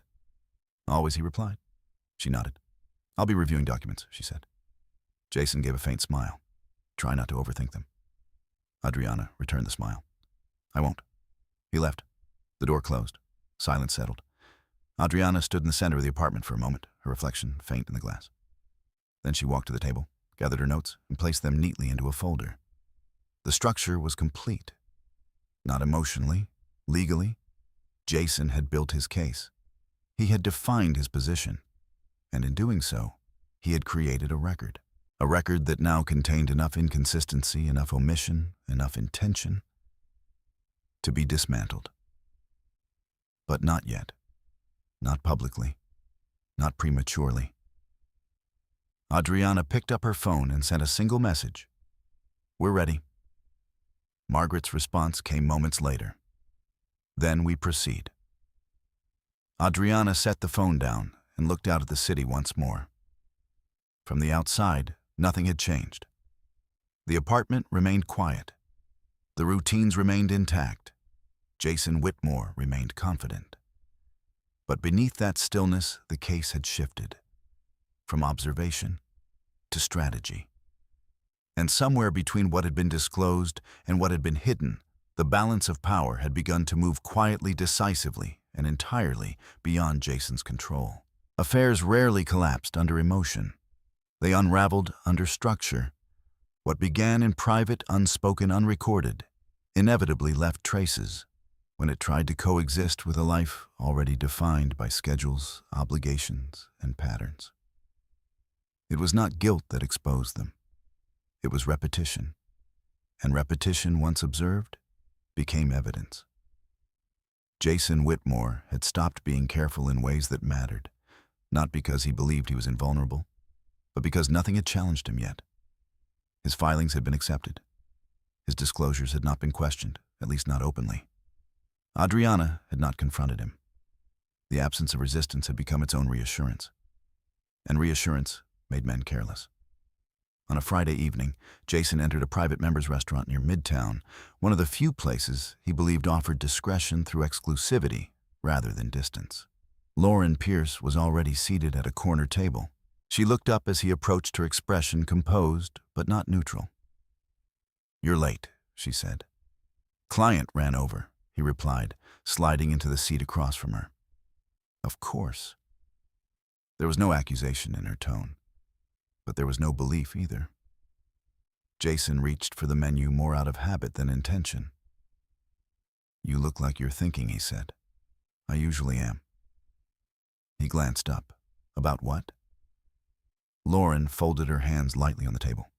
"You?" Jason smiled faintly. "That sounds serious." "It might be." He leaned back slightly, studying her. "Go on." Lauren held his gaze. "You've started something you can't keep compartmentalized forever," she said. Jason's expression didn't change. "It's already compartmentalized." "No," she replied. "It's delayed." A pause. Jason set the menu down. "The divorce is in process," he said. "That resolves everything." Lauren tilted her head slightly. "Does it? Yes." "And your wife?" she asked. "She's cooperating." "That's not what I asked." Jason's jaw tightened just enough to register. "She's not contesting anything," he said. Lauren watched him carefully. Or she hasn't yet. Jason dismissed that with a small movement of his hand. There's nothing for her to contest. Lauren didn't respond immediately. Instead, she reached for her glass, taking a slow sip before setting it down again. "You're very certain," she said. "I am." Another pause. Then she leaned forward slightly. "Certainty isn't the same as control." Jason's expression sharpened. "I have both." Lauren held his gaze for a moment longer, then leaned back again. "If you say so." 3 tables away, a man adjusted the angle of his phone slightly.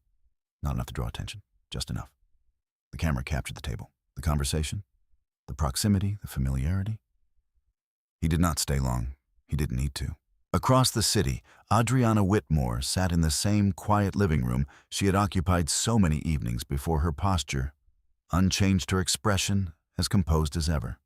Her phone buzzed once, a secure notification. She opened it. A short video file. No description, no explanation. She pressed play. The image was steady, clear, Jason and Lauren. Close enough to remove ambiguity. Their voices were faint beneath the ambient noise of the restaurant, but the body language said enough. Familiarity, ease, assumption. Adriana watched the entire clip without interruption. Then she replayed it. Not for emotion, for detail, timestamp, location markers, audio fragments. When it ended, she locked the screen and set the phone down beside her. No visible reaction crossed her face. But something shifted, not in her composure, in her timeline. Margaret Hale received the file less than 5 minutes later. She called immediately. "I've reviewed it," she said. "Yes, it's usable," Margaret continued. "Not for moral argument, for pattern establishment. I understand." Margaret's voice remained steady. "We now have financial discrepancies and personal conduct that align with your timeline." Adriana leaned slightly back in her chair. And we wait," Margaret said. A brief silence followed. Adriana spoke first. "For what?" "For him to finalize his position," Margaret replied. "For him to commit fully to his disclosures. For him to rely on the version of events he's already constructed. He already has." "Not completely," Margaret said. "Not in a way that closes his options." Adriana considered that. And when he does, Margaret's answer was precise. "We introduce everything." Jason returned home just after midnight. The apartment was dim, quiet, unchanged. Adriana sat by the window, a book open in her lap. He paused for a moment as he entered, watching her. "You're still awake. I had some reading to finish." He loosened his tie, moving through the room with the ease of someone who believed his movements were unobserved. "Dinner ran late," he said. "I assumed it might." Jason glanced at her. "You didn't ask where I was?" Adriana turned a page. "I didn't need to."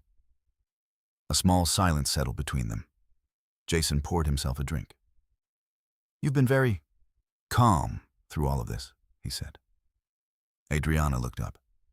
"Is that unexpected a little?" he admitted. Why, Jason hesitated. Most people would have more questions. Adriana closed the book gently. "Questions require uncertainty," she said. "And you're not uncertain." She met his gaze. "No." Jason held that look for a moment longer than usual. Then he looked away. Later that night, after Jason had gone to bed, Adriana returned to the living room. She picked up her phone and opened the video again. Not to watch, to catalog. She noted the timestamp, cross-referenced it with Jason's stated schedule, logged the inconsistency. Then she opened another file. Messages. Fragments of communication that had been recovered over the past weeks, not complete, but sufficient. She aligned them, built a sequence, not emotional, chronological. When she finished, she sent everything to Margaret with a single note. Correlated. The reply came minutes later. "This strengthens the case." Adriana set the phone aside.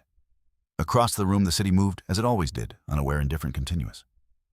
Inside the apartment, everything remained still.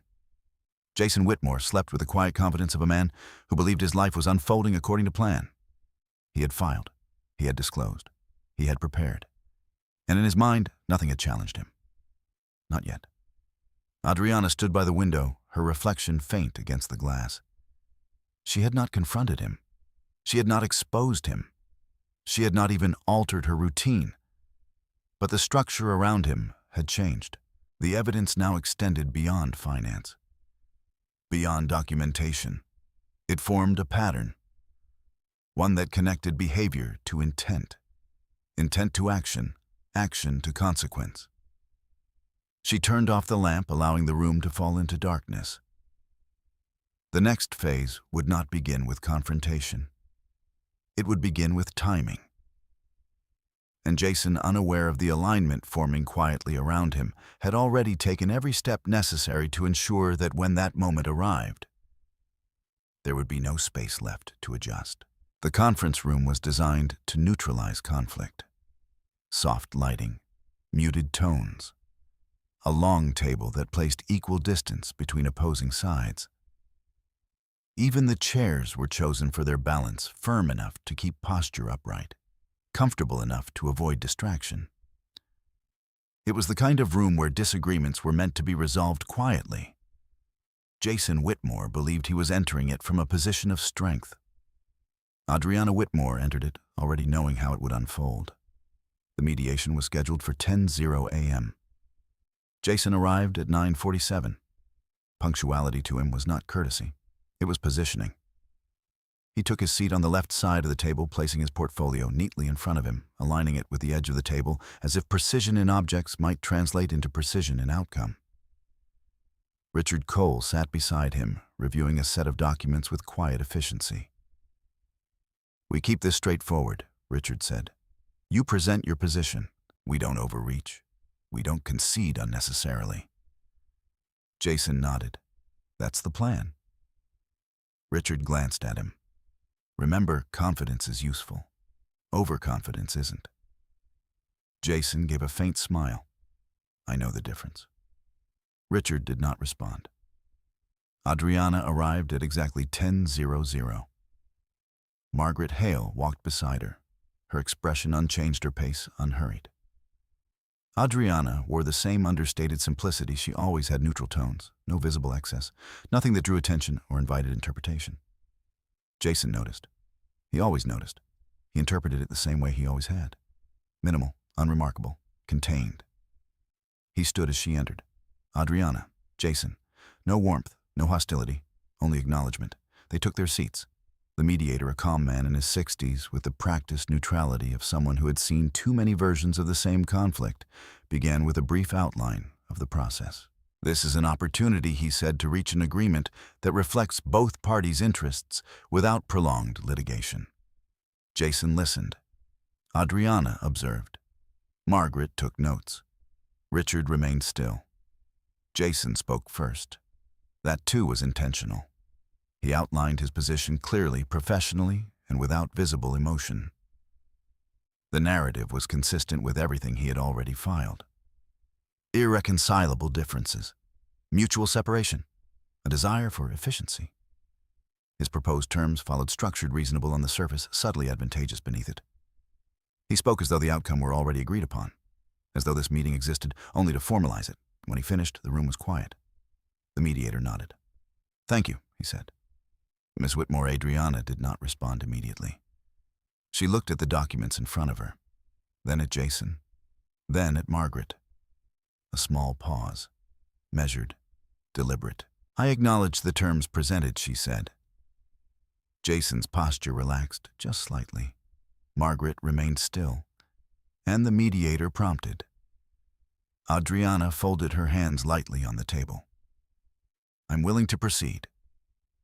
Jason exhaled. Not visibly, but enough.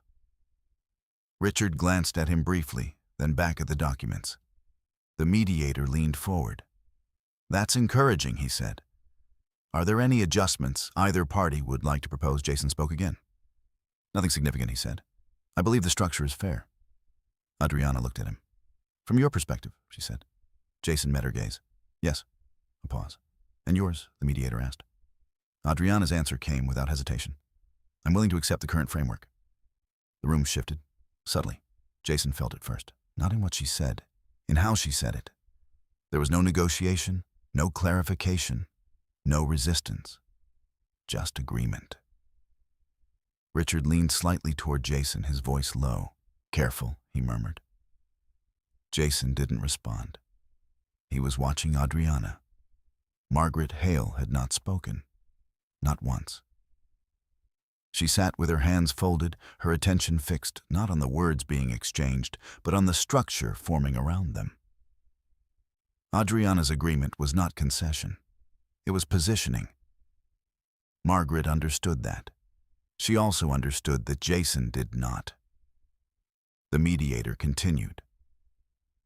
"If both parties are in agreement," he said, "we can begin drafting a formal settlement based on these terms." Jason nodded. "That works." He looked at Adriana. She returned the look. "Yes," she said. The words settled into the room with quiet finality. The session concluded faster than expected. Documents would be formalized, details finalized, timelines established. Everything proceeding with the efficiency Jason had intended from the beginning. As they stood, Jason gathered his papers, his movements controlled, his expression composed. "You handled that well," he said to Adriana. She adjusted the sleeve of her coat. "I handled it appropriately." Jason gave a faint smile. "I didn't expect it to be this smooth." Adriana met his gaze. "Didn't you?" For a moment, something in her tone disrupted his certainty. Then it passed. "Yes," he said. "I suppose I did." Margaret stepped forward. "We'll review the final draft when it's ready," she said. Richard nodded. Of course. There was no tension, no raised voices, no visible conflict. Only the quiet progression of a process that to Jason appeared entirely under control. Outside the building, the air was sharp with late autumn. Jason paused on the steps, watching as Adriana and Margaret moved toward the street. "Adriana," he called. She turned. For a moment they stood facing each other across a distance that was no longer defined by marriage. "I meant what I said," Jason told her. "This is the best outcome." Adriana studied him, not critically, not emotionally, simply, clearly. "Best outcomes," she said, "depend on complete information." Jason's expression tightened slightly. "This is complete." She held his gaze. Then she nodded. "If you believe that." She turned and walked away. Margaret fell into step beside her. Jason watched them go, a faint unease settling somewhere beneath the surface of his confidence. He dismissed it. He had no reason not to. Everything had gone exactly as planned. In the car, Margaret spoke first. "You moved earlier than I expected." Adriana looked out the window as the city passed in controlled motion. He needed to commit. Margaret nodded. "He has." A brief silence followed. "Do you want to proceed to the next phase?" Margaret asked. Adriana considered the question. The filings, the disclosures, the agreement. Jason had defined his position fully now. There was no ambiguity left. No room for adjustment. "Yes," she said. Margaret's voice remained steady. "Then we file." Adriana turned her gaze forward. "Yes." That evening, Jason returned to the apartment with a sense of closure he had not felt in months. The process was moving, efficiently, predictably, under his control. Adriana was already there, seated by the window. "You got home quickly," he said. "So did you." Jason loosened his tie. "It's done," he said, "or close to it." Adriana nodded. "Close." He poured himself a drink, the sound of ice sharp in the quiet room. "I think we handled this well," he said. Adriana looked at him. "Do you?" "Yes." She held his gaze for a moment. Then she said softly, "Then there's nothing more to discuss." Jason exhaled, satisfied. "No," he said, "there isn't." Later that night, as the apartment settled into silence, Adriana stood alone in the living room, her phone in her hand. A message from Margaret waited on the screen. "Draft motion ready. Filing tomorrow." Adriana read it once. Then she typed her response. "Proceed." She set the phone down and turned off the light. In the darkness, the structure Jason Whitmore had built stood exactly as he believed it did, complete, stable, and entirely in his favor. What he did not see was that the moment he had committed to it was the moment it became vulnerable. The shift did not announce itself. There was no raised voice, no sudden objection, no dramatic interruption that signaled the turning of the case. It began as most decisive moments did with a document. At 8:14 a.m., Richard Cole received the filing. He read the first page once, then again, slower. By the third line, he stopped. "Jason," he said, his voice measured but no longer casual, "you need to come in." Jason, already halfway through his morning coffee, glanced at his watch. "I have a call in 20 minutes. Cancel it." A pause. Something in Richard's tone cut through routine. "I'll be there," Jason said. 32 minutes later, Jason sat across from Richard in the same conference room that had until now felt controlled. The document lay open between them. "What is this?" Jason asked. Richard did not answer immediately. Instead, he turned the pages one by one, as if giving Jason time to see it for himself. "Supplemental submission," he said finally. "From Margaret Hale." Jason leaned forward. His eyes moved across the text. Financial discrepancies, undisclosed accounts, transaction irregularities. Each line was precise, each reference supported. "This is," he stopped recalibrating. "This is interpretation." "No," Richard said. "This is documentation." Jason looked up sharply. "That's not possible." Richard held his gaze. "It is when someone's been tracking you." Across the city, Adriana sat in Margaret's office as the same document rested neatly in front of them. Margaret did not rush through it. She never did. Each section had been structured, carefully layered in a way that did not overwhelm, but accumulated. "This is the first layer," Margaret said. Adriana listened. "Bank records." Margaret continued. "Primary accounts. Transfers that don't align with the declared income." Adriana nodded. Margaret turned the page. "Second layer, intermediary entities. Accounts he didn't disclose." And the third, Margaret's voice remained steady. "Intent." She tapped a highlighted section. "Timing of transfers. Alignment with filing preparation. Patterns that suggest deliberate concealment." Adriana's gaze remained fixed on the document. "And the audio?" she asked. Margaret reached for a second file. "Included." Back in Richard's office, Jason's composure began to fracture, not visibly, not dramatically, but in the small ways that mattered. His posture shifted. His breathing changed. "These are incomplete," he said. "They don't show the full structure." "They don't need to," Richard replied. Jason's jaw tightened. "They're taking things out of context." Richard leaned forward. "Then give me the context." Jason opened his mouth, then stopped. Because context required disclosure. And disclosure required admitting what he had chosen to conceal. Richard watched him.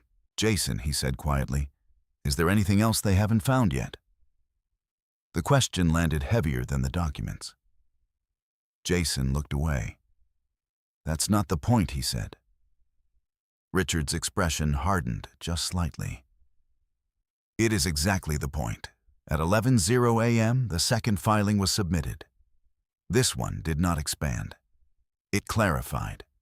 Email correspondence, internal communications, fragments of language that revealed more than numbers ever could." Jason read the excerpts in silence, phrases he had written, assumptions he had made. One line in particular held longer than the rest. "She has no independent position. This will be straightforward." Jason's hand tightened on the page. "That was private," he said.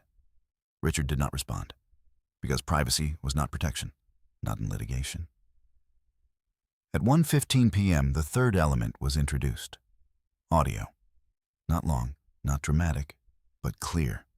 Jason's voice. Measured. Certain. "She doesn't have anything he said in the recording.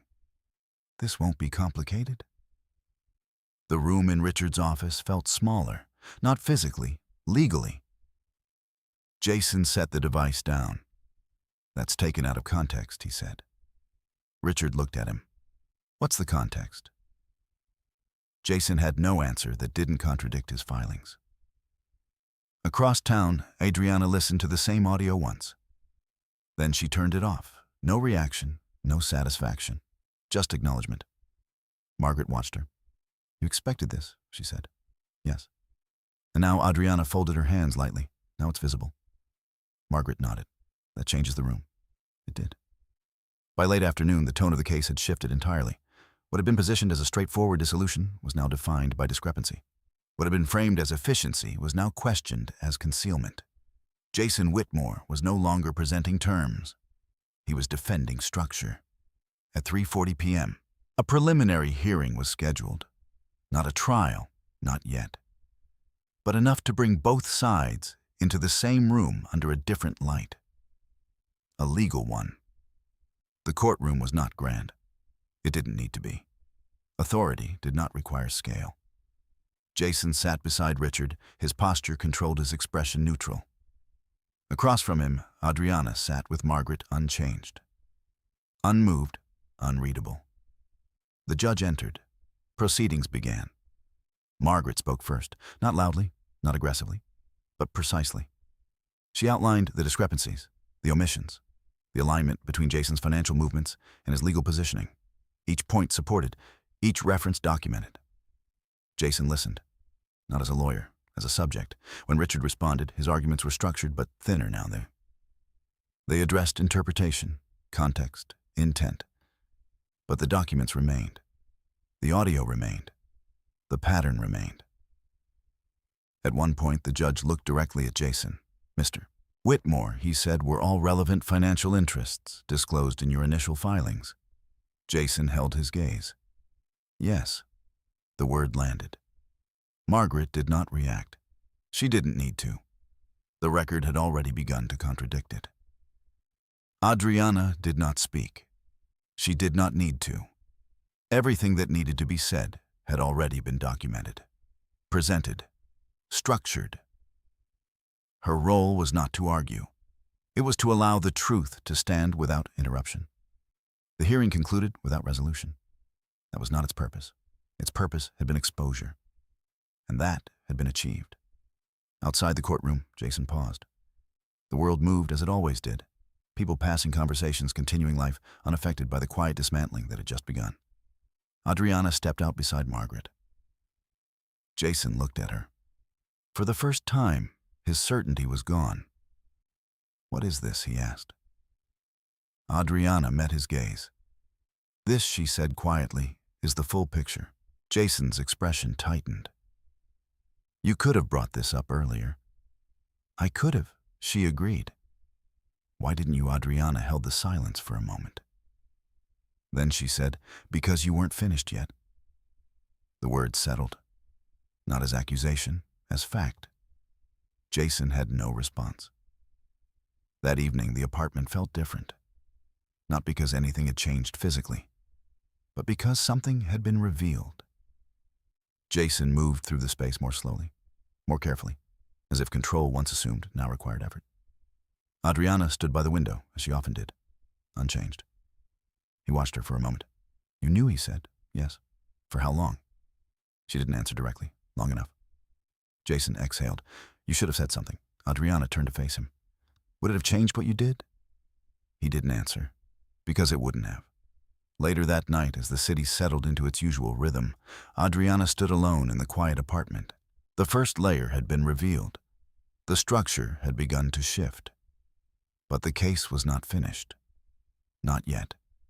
There was still one element Jason Whitmore had not accounted for.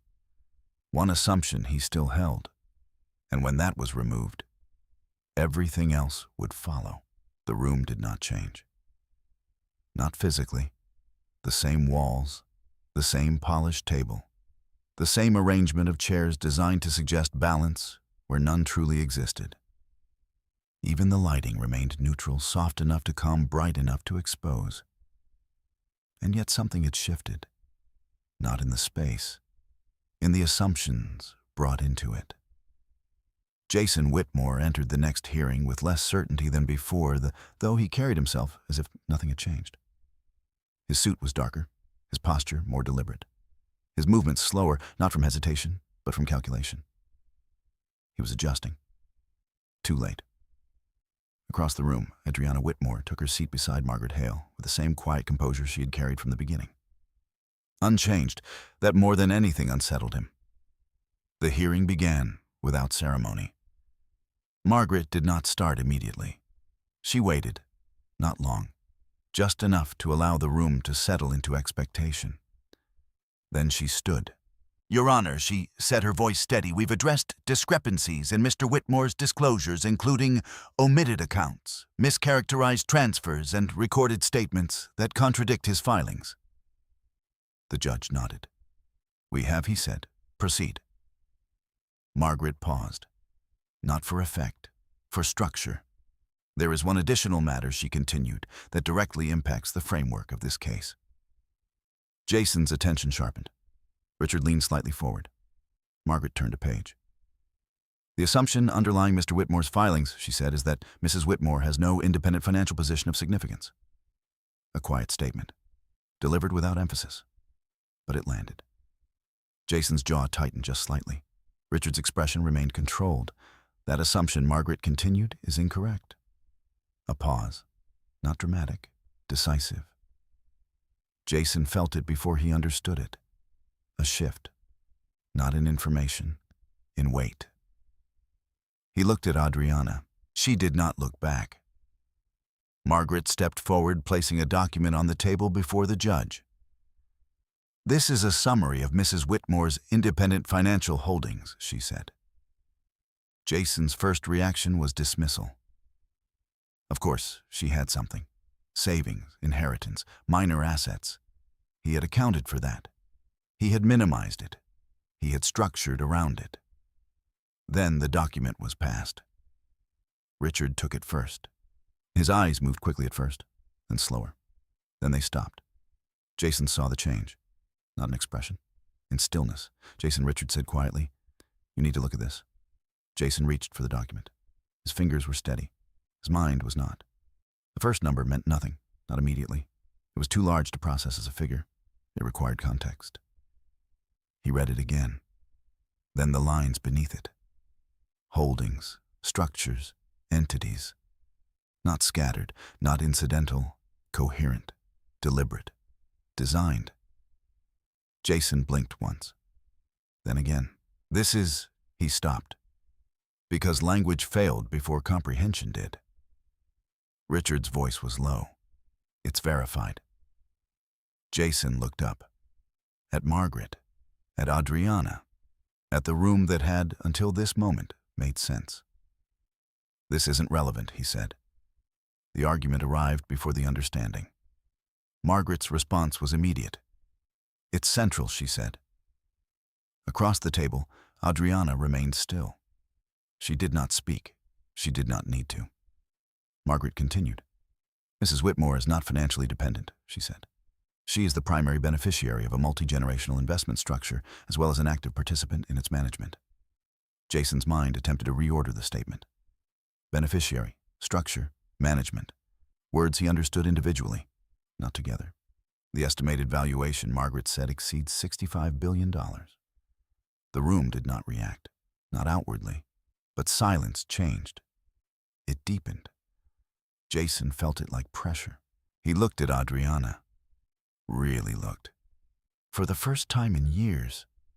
And saw, not something new, something he had never taken the time to understand. "That's not possible," he said. The words were quieter now, less certain. Margaret did not raise her voice. "It is documented," she said. Richard closed his eyes briefly, then opened them again. "Jason," he said, "this changes everything." Jason didn't respond. Because everything had already changed. He just hadn't caught up yet. The judge reviewed the document in silence, then looked up. "Mr. Whitmore," he said, "were you aware of your spouse's financial position?" Jason's answer came too quickly. "No, the truth, for once." "And did your filings account for this?" Jason hesitated. "They were based on the information I had," Margaret spoke, or the information he assumed. The distinction settled. Jason's mind moved rapidly now.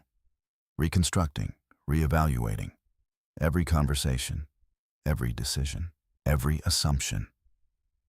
Adriana's silence, her lack of reaction, her agreement.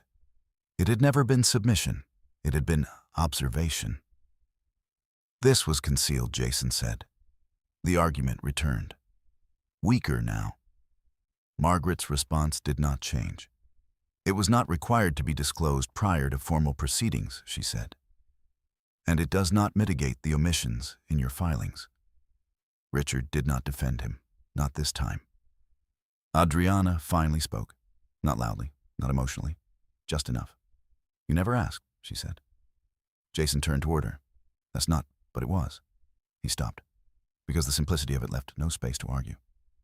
The hearing continued, but the structure had already collapsed. What had been a case about division was now a case about misrepresentation. What had been positioned as efficiency was now framed as strategy built on false assumptions. Jason Whitmore was no longer negotiating. He was exposed. Outside the courtroom, the air felt sharper.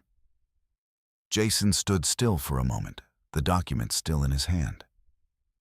65 billion. The number repeated. Not as wealth, as absence. Absence of understanding. Absence of awareness. Absence of everything he had assumed. Adriana stepped out beside Margaret. Jason looked at her. Why didn't you tell me, he asked. Adriana met his gaze. You didn't need to know, she said. That's not how marriage works. She held the silence for a moment. Isn't it? She asked. Jason had no answer, because whatever definition he had relied on had just been dismantled. Later that evening, the apartment felt smaller.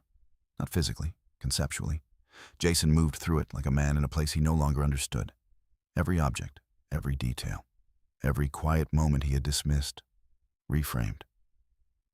Adriana stood by the window, as she always did, unchanged. That more than anything unsettled him. You knew what I was doing, he said. Yes. And you let it happen. I observed it. Jason exhaled sharply. That's the same thing. No, Adriana said. It isn't. He turned toward her. Then what is it? She looked at him. Not with anger, not with satisfaction, just clarity. It's allowing someone to reveal who they are, she said.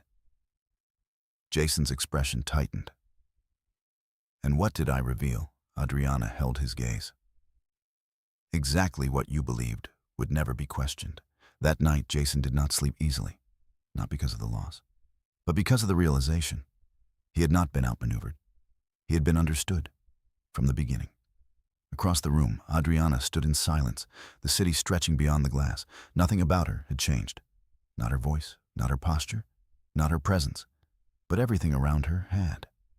The final assumption had been removed, and with it the case had become what it had always been waiting to be. Complete. The collapse did not come with noise. No slammed doors, no raised voices echoing through hallways. No public spectacle to match the scale of what had just been revealed.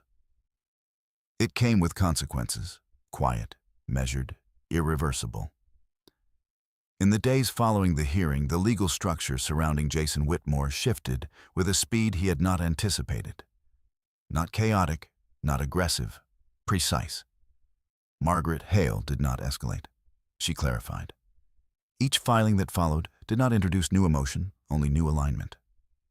Financial discrepancies already documented were now contextualized against his sworn statements.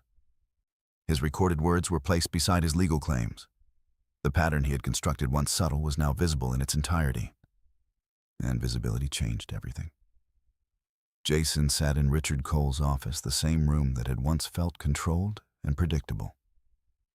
It no longer did. You're exposed, Richard said. The word was not harsh. It didn't need to be. Jason leaned back in his chair, his hands resting on the arms as if holding himself steady. That's overstated. Richard looked at him. No, he said. It's not. Jason's jaw tightened. They don't have everything. They don't need everything, Richard replied. They have enough. Enough. The word settled heavier than any accusation. Jason looked down at the documents spread across the table. His filings, Margaret's responses, the alignment between them.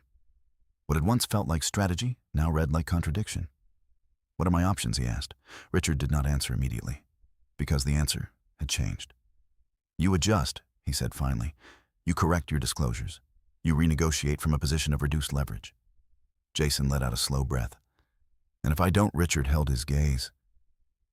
Then this becomes something else. Jason understood. Litigation, investigation, professional consequences. Not immediate, but inevitable. At the firm, the shift was quieter, but no less real. Jason's name still appeared on internal communications. His office remained unchanged. His schedule continued. But the tone had altered. Subtly. Colleagues who once lingered now moved on more quickly. Conversations shortened. Eye contact held for a fraction less time. Reputation did not disappear overnight. It recalibrated. Lauren Pierce noticed first. Of course she did. She had always been observant. They sat in the same restaurant where confidence had once defined their conversations. Now something else did. You didn't tell me, she said. Jason didn't look up immediately. There wasn't anything to tell. Lauren let out a quiet, humorless breath. 65 billion is nothing, Jason. He set his glass down. I didn't know. She studied him. Exactly. The word carried no sympathy, only distance. Jason met her gaze. This doesn't change. It changes everything, she interrupted. A pause. Lauren leaned back, her expression composed in a way that mirrored someone else Jason had failed to understand. You miscalculated, she said. Jason's voice tightened. That's not what this is. No, she replied. It's exactly what this is. He said nothing, because the pattern was now too clear to deny. Lauren reached for her bag. I'm not interested in being part of something that's already collapsing, she said.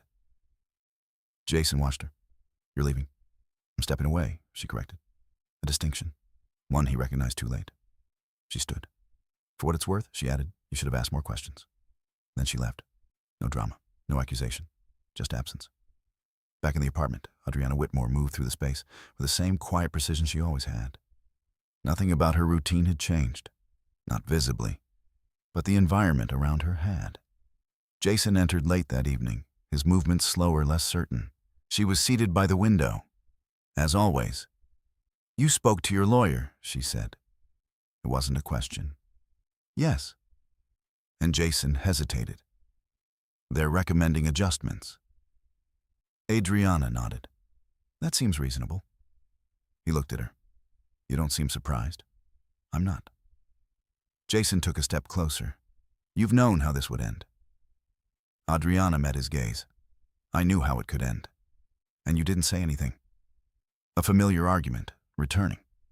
She considered it, then said, you weren't listening. Jason exhaled sharply. That's not fair. Adriana held his gaze. Fairness, she said quietly, requires awareness. Jason looked away, because awareness was exactly what had been missing. The final negotiations were not dramatic. They did not need to be. The structure had already been defined. Jason's position weakened. Adriana's remained unchanged. Margaret guided the process with the same precision she had maintained from the beginning. No unnecessary pressure. No performative advantage. Only clarity. The settlement reflected it. Jason retained less than he had expected. More than he feared. But nowhere near what he had planned. Financial penalties were not labeled as punishment. But they were understood. Adjustments were not framed as consequences. But they were. His disclosures were amended. Formally. Permanently. Adriana did not attend the final signing with visible emotion. She reviewed the documents, signed where required, acknowledged what needed to be acknowledged. Nothing more. Outside the building, the city moved as it always did. Unaware, unchanged. Jason stood on the steps for a moment after it was over. The papers in his hand felt lighter than they should have. Not because they lacked weight, because they lacked control. Adriana stepped past him, Margaret beside her. Jason spoke. Adriana. She turned. There was no hesitation, no avoidance, just acknowledgement. This is it, he said. Yes. A pause. Jason searched for something closure, perhaps, explanation. He found neither. You could have destroyed me, he said. Adriana considered that. Then she said, "That wasn't necessary." Jason's expression shifted. "Why not?" She held his gaze. "Because you were already doing it yourself." The words settled, not as accusation, as fact. That night, the apartment was quieter than it had ever been. Not because of absence, because of completion. Jason moved through it slowly, as though trying to reconcile the space with the version of his life that no longer existed. Adriana stood by the window one last time. The city stretched out before her, unchanged, constant. She turned away from it, not abruptly, not emotionally, simply finished. Nothing had been taken from her. Nothing had been proven to her. Nothing had needed to be said. The process had unfolded exactly as it had been allowed to. Quietly, precisely, and entirely on its own terms. The departure did not require an announcement. No farewell speech, no final confrontation, no carefully staged moment to mark the end of something that had already concluded long before the paperwork made it official. Adriana Whitmore left the apartment on a quiet morning in early December. The city had not yet fully woken. Gray lights settled across the building's softening edges, muting detail. It was the kind of morning that did not ask to be noticed. She moved through the space one last time. Not slowly, not sentimentally, just thoroughly. Every surface remained exactly as it had been maintained for years, ordered, clean, intentional. Nothing had been disrupted. Nothing had been claimed. Adriana paused briefly by the window. The same view, the same skyline Jason had once admired as a reflection of his progress.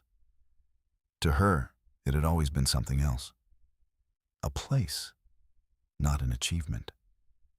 She turned away without hesitation.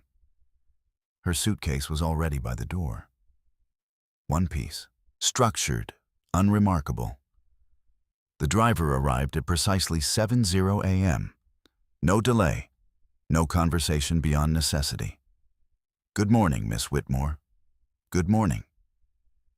The door closed behind her with a quiet finality. And just like that, she left. Jason Whitmore woke to silence. Not unusual silence, defined silence. The kind that existed not because someone was still sleeping in the next room, but because someone was no longer there. He noticed it immediately. Not consciously, but physically. He sat up, looking toward the bedroom door. Open, he stepped into the living room. Everything was in place, exactly as it had always been. No disarray, no sign of departure, except for absence. Jason stood there for a moment, taking in the stillness. Then he walked to the window, the same view, unchanged. He placed his hand lightly against the glass. Cold, real, unresponsive. For the first time in years, there was no one behind him. No quiet presence moving through the space. No subtle rhythm he had stopped noticing until it was gone. Just space. In the weeks that followed, Jason's life did not collapse. Not outwardly. That would have been simpler. Instead, it contracted. Gradually. Professionally, he remained in place. But his role shifted. Subtly. Assignments adjusted. Responsibilities redistributed. Nothing announced. Everything understood. Reputation did not vanish. It recalibrated. And once recalibrated, it rarely returned to its previous form. Socially, the changes were quieter still. Invitations became less frequent. Conversations more measured. Connections more conditional. No one said anything directly. They didn't need to. Lauren Pierce did not return. Her absence was not discussed. It was absorbed, like everything else. Jason adapted, because adaptation was what he had always done. He adjusted his expectations, refined his routines, reconstructed his life within the boundaries that now existed. But something remained unresolved. Not the outcome, the understanding. Adriana Whitmore did not stay in New York. She had never belonged to it in the way Jason had assumed. Her next residence was not publicly known. It did not need to be. A property along the Northern California coast. Minimal, expansive, private. Glass and stone set against the horizon where the ocean met the sky without interruption. She arrived without announcement. No press, no visibility, only continuity. Her days resumed with the same structure they had always held. Morning calls, strategic reviews, quiet decisions that moved through networks no one associated with her name. Daniel Reeves adjusted projections based on her input. Elena Marquez executed shifts across global markets with her approval.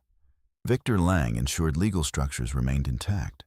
Nothing changed, except location. In the evenings, Adriana stood by a different window.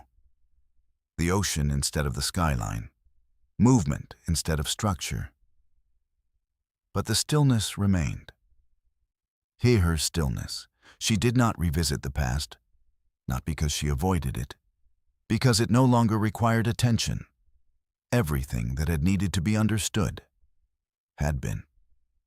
One evening, as the sun lowered into the horizon, casting long reflections across the water, Adriana received a message. Not from Margaret, not from anyone connected to the case. A simple notification. Final confirmation. All legal proceedings concluded. All documents filed. All matters closed. She read it once, then set the phone aside. No reaction. No reflection. Just acknowledgement. Miles away in a city that continued moving without her, Jason Whitmore sat alone in his apartment. The same one, the same view, different silence. He had considered leaving, starting over somewhere else. But he hadn't. Not yet, because leaving required clarity. And clarity had come late. He stood by the window, looking out at the skyline he had once believed defined him. Now it felt like something else. A structure he had mistaken for permanence. Jason did not think of Adriana often, not consciously. But in certain moments, small, unremarkable ones, her absence became visible. In the way the apartment sounded at night. In the way silence no longer felt neutral. In the way he now noticed things he had once overlooked. Understanding did not arrive all at once. It never did. It formed gradually, piece by piece, like everything else. Adriana Whitmore had never argued, never raised her voice, never demanded recognition. And yet, she had been the only one in the room who understood what was happening from the beginning. On the coast, the light faded slowly. Adriana stood by the glass watching as the horizon dissolved into darkness. No urgency, no unfinished thought, just presence, the kind that did not need to prove itself. She turned away from the window, not because there was nothing left to see, because there was nothing left to resolve. The world continued, unchanged, as it always did. But somewhere within it, quietly, precisely one story had reached its end. Not with noise, not with victory, but with clarity.